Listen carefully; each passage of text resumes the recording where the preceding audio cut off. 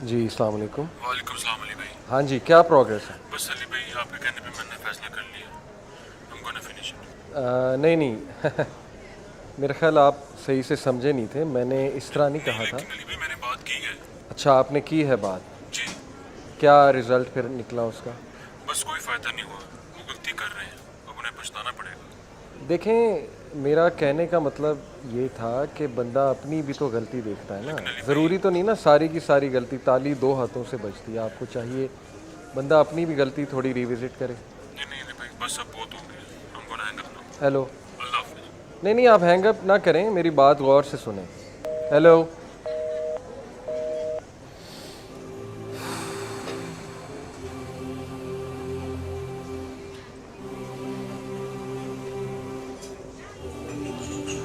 All good, bro? बस काशिफ, शैतान जीत रहा है। Oh, what do you mean? I didn't get you. मतलब one more house will break soon. Oh, sad to know. But I have been observing कि matrimonial attorneys का ना business खूब चल रहा है। वैसे what do you think is the main cause? It's not that simple यार। अब इस फैमिली को देख ले, फैमिली बैकग्राउंड भी डिसेंट है, दोनों मैच्योर भी लगते हैं, लेकिन फिर भी Any major conflict of interest? यानी कि what's the main issue? यार इंडिविजुअली मिलो दोनों से तो दोनों अक्लमंद मालूम होते हैं, लेकिन पता नहीं मैरिटल रिलेशन में लोगों को क्या हो जाता है। मेरे ख्याल में शैतान बहुत एक्टिव है मैरिटल रिलेशंस में। छोटी छोटी बातें बड़ा हवा बन जाती हैं। Come on, bro. It's not always about the शैतान। यार कुछ issues ना genuine भी होते हैं। एग्रीड ब्रो, लेकिन जेन्युइन इश्यूज को सॉल्व करने का एक तरीका भी तो होता है ना। Obviously यार एक दूसरे की बात सुनकर और एक sizable compromise करके। एक मिनट एक मिनट, ये जो वर्ड कॉम्प्रोमाइज़ है ना, इसको हमारे माशरे में बहुत अब्यूज़ किया जाता है। क्या मतलब यार? कॉम्प्रोमाइज़ तो ज़िंदगी का एक इतना इम्पोर्टेंट हिस्सा है और हर रिलेशन में होता है। आपकी बात बिल्कुल ठीक है, लेकिन मेरा कहने का मतलब ये है कि तू देख, हमारे माशरे में औरत से हर तरह का कॉम्प्रोमाइज़ एक्सपेक्ट किया जाता है। लोग समझते हैं कि चूँकि वो दूसरे घर से आई है, उस घर में जगह भी उसने बनानी है, बच्चों की तरबियत भी उसने करनी है, कोई मसला हो जाता है वो मसला खुद उसने सॉल्व करना है, यानी everything is put on the shoulders of the wife. और मर्द जो है वो आराम से बैठ के सब कुछ देखता रहे और मज़े करता रहे। ऑन द अदर हैंड, इसके रिएक्शन में अब एक और एक्सट्रीम निकली है। वो ये कहते हैं कि औरत को कुछ नहीं कह सकते आप, उस पर कोई जिम्मेदारी नहीं है, हर काम मर्द ने करना है, हर तरह का कॉम्प्रोमाइज़ मर्द ने करना है और औरत से आप कुछ एक्सपेक्ट ना करें। आपका जो पर्सपेक्टिव है वो किसी हद तक ठीक है, लेकिन औरत भी आखिर कब तक बर्दाश्त करे यार? आखिरकार मतलब इन दी एंड वो भी तो इंसान है और हर चीज़ की एक लिमिट होती नहीं है। नहीं, मैं ये नहीं कह रहा कि औरत ही बर्दाश्त करती रहे, लेकिन बात पता है क्या है, मर्द डेली बेसिस पे कंप्लेन रिजॉल्व भी कर रहा होता है, सुन भी रहा होता है और पॉजिटिव रवैया भी दिखाता है, लेकिन उसके बावजूद जब वो हालात मज़ीद ख़राब होते देखता है तो भाई उसने तो इमोशनली ड्रेन होना है ना। यार वैसे ऑनेस्टली ना आई थिंक कि औरतें वेंट आउट कर रही होती हैं। They don't actually mean what they are saying, लेकिन ना सर्टेन सिचुएशंस की वजह से ना दे गेट ट्रिगर्ड। और अगर हम गौर करें ना तो ऑल दे नीड इज़ कि कोई सुनने वाला बंदा होने मिल जाए। तो ठीक है, I somewhat agree to this point, लेकिन इस हवाले से तो फिर मर्द को भी अपनी आप बीती का रोना रोते रहना चाहिए। हाँ बात तो ठीक है, but two wrongs don't make a right. देख, हमारे दीन में हुस्न ज़न, पॉजिटिव थिंकिंग, एक दूसरे को माफ़ करना, इसमें कितना फोकस किया गया। और काशिफ, दीन तो फिर सबके लिए ना। आई एग्री, बट यार तू खुद सोचना यार, अगर औरत अपने शोहर के सामने अपने मन की भड़ास नहीं निकालेगी तो उसके पास और क्या रास्ता रहता है? ऑब्वियसली वो अपनी सहेलियों या फैमिली के पास जाएगी और it will be really much toxic. ये बात तूने सही की है। चल यार अली, फाइनली तूने मेरी भी किसी बात पे एग्री किया है यार। ऐसी कोई बात नहीं है, तू मेरा मेन पॉइंट समझ। मर्द सिर्फ एक शौहर और बाप नहीं है, मर्द एक बेटा भी है, मर्द एक भाई भी है, उस पर कुछ घरेलू जिम्मेदारियां भी हैं, उसने सबको लुक आफ्टर करना है। That's my main point. That's true. अब तू खुद बता, चाहे जॉइंट फैमिली सिस्टम हो या सेपरेट हाउसिंग सिस्टम हो, मर्द का स्टेटस एज ए बेटा तो रहेगा ना, उसने तो देखना है अपने फैमिली मेम्बर्स को।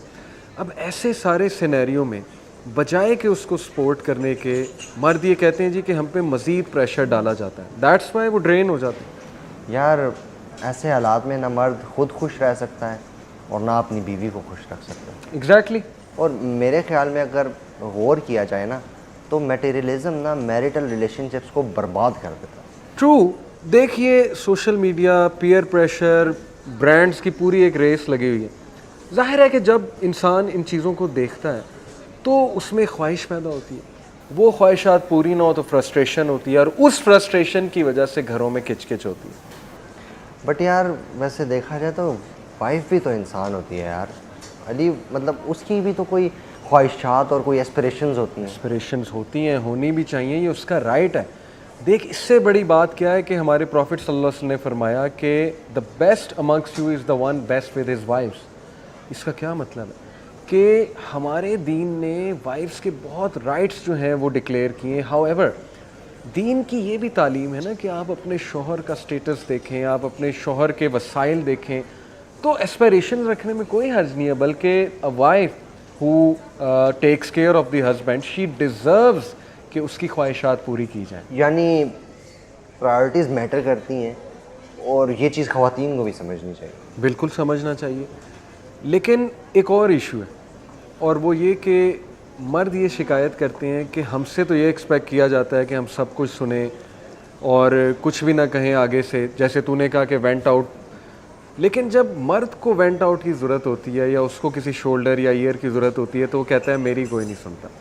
आई थिंक इसीलिए तो मर्द कवाम है, क्योंकि सारी फैमिली का प्रेशर उसके कंधों पे होता है और वो घर का इंस्टीट्यूट खुद चलाता है। वकील साहब, कवाम होने का ये मतलब तो नहीं है ना कि उस बेचारे की मेंटल हेल्थ मैटर ही नहीं करती है। एग्रीड, लेकिन आप ये कहना चाह रहे हैं कि औरतें ज़्यादा कसूरवार हैं? ना ना ना, ये मेरा हरगिज़ मतलब नहीं है। मेरा पॉइंट ये है कि ये देखने की बजाय कि कसूर किसका ज़्यादा है, अगर एक दूसरे को समझने पे फोकस किया जाए तो मैटर्स रिजॉल्व हो सकते हैं। हाँ, और एक दूसरे को कॉम्प्लीमेंट और अप्रिशिएट करना भी बहुत ज़रूरी है, और इससे साफ पता चलेगा कि इन दोनों की एफर्ट्स को एक्नॉलेज किया जा रहा है।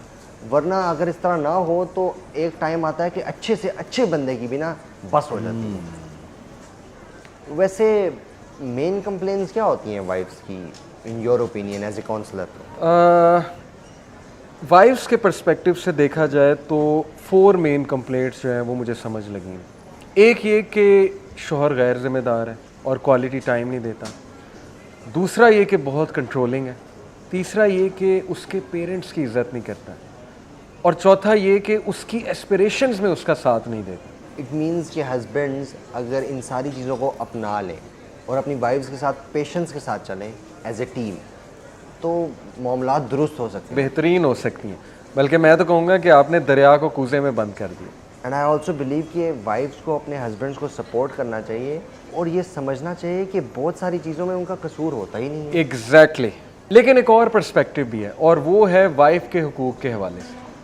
मतलब देख, हस्बैंड अपनी फैमिली के साथ, अपने पेरेंट्स के साथ, अपनी बहनों के साथ बहुत कॉम्प्रोमाइजिंग होता है और ज़्यादा फॉरगिविंग भी होता है, लेकिन वाइफ के साथ अजनबियों जैसा सलूक करता है। जैसे वाइफ कोई अजनबी है, उसकी छोटी सी मिस्टेक पकड़ के माफ़ी नहीं करते। कई ऐसे हस्बैंड हैं। लेकिन इसका रीज़न तो कोई पास्ट या रीसेंट एक्सपीरियंस भी तो हो सकता है। देख bro, what ever the reason is, rough behaviour from either side is not acceptable. वैसे टू बी ऑनेस्ट अगर देखा जाए तो हर इशू को ना अली एड्रेस करके रिजॉल्व किया जा सकता है easily. That's my point bro.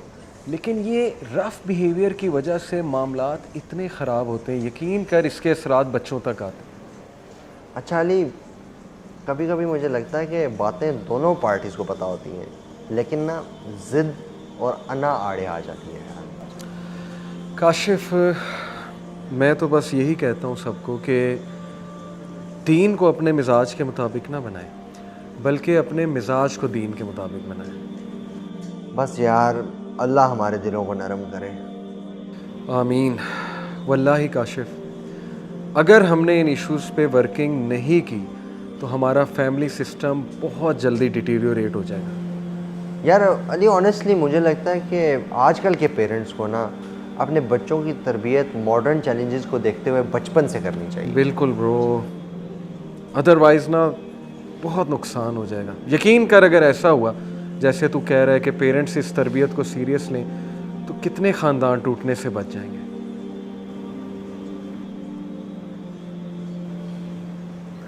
Come on यार, बकअप। अच्छा मुझे ये बता कि दोस्ती में बिल देने के हुकूक क्या? लॉयर साहब वही जो हर केस में होता है। देख, अदल का कॉन्सेप्ट लगेगा, जिसने ज़्यादा खाया वही बिल देगा, और ज़्यादा तूने खाया। यार लेकिन लेके आने वाला तो तू था ना। ओ भाई ठीक है, मैं लाने वाला था, मुझे क्या पता था तू इतना खाएगा। यार देख कितने दिनों बाद मिले हैं, थोड़ा बहुत तो चीट कर ही सकते हैं। भाई साहब चीट वो करता है जो डाइट पर हो। तुझे देख के कहीं से लगता है तू डाइट पे है। क्या हुआ है? अपनी हालत तो देख।